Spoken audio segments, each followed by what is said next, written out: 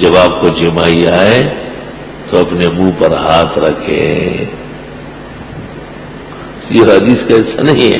طالب علم جو ہمارا درس میں شریک ہے، اس غریب کو جمائی آئی، چائے کا اثر کم ہو گیا، نیند کا بڑھتا ہے. کسی افیونی سے کہا نا کہ افیون میں افیون کیوں ڈالتے؟ اس نے کہا چائے کا اثر بڑھانا ہوتا ہے. جب آپ کو جمائی آنے لگے، یہ لمحہ ہے شیطان نے آپ کو کمزور کرنا ہے.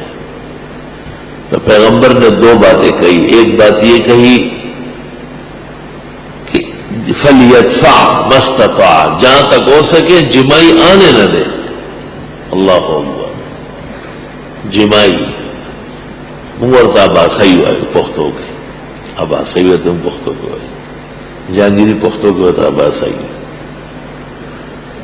اور خدا مجھے تاسوتا رغمے ہوئے کس ہوتا گرمے ہوتا ہوئے کھلا وازگی ٹول جسم میں کمزور ہے.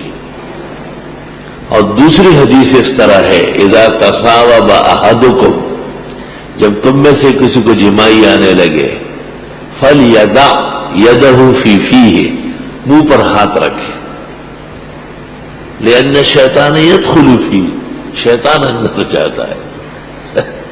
شیطان بہت خراب ہے. إِنَّهُ لَكُمْ عَدُوٌّ مُبِينٌ، بہت بڑا دشمن ہے.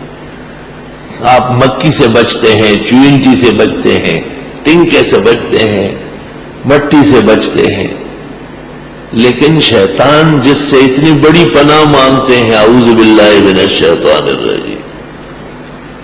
کسی بیماری کا ذکر آپ نہیں کرتے، کسی درندے کا نہیں کرتے، لیکن آپ کہتے ہیں خدایا شیطان کے شر سے بچا. آپ نے فرمائی جو جمائی آنے لگی شیطان اندر جا رہا ہے. ظاہر شیطان موقع دیکھتا ہے.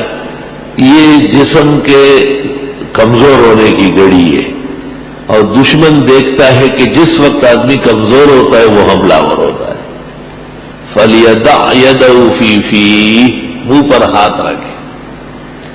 اس کو علماء کہتے ہیں الطریق المہذب لدفع التصاعب. بہترین طریقہ ہے جمائی روکنا. جمائی آ رہی ہے، آپ نے الٹے ہاتھ کی الٹی طرف منہ پہ رکھا. صرف ایک حالت صلاۃ قیام ہے کہ آپ قیام میں ہاتھ باندھے ہوئے ہیں اور جمائی آئی تو دائیں ہاتھ کے اندرونی حصہ یہ منہ پہ رکھنا. اس ایک حالت کے علاوہ رکوع میں، سجدے میں، قاعدے میں کسی وقت بھی جمائی آئے، نماز میں یا نماز کے بعد، تو بائیں ہاتھ کی الٹی طرف، عالمگیری جلد اول، الٹی طرف.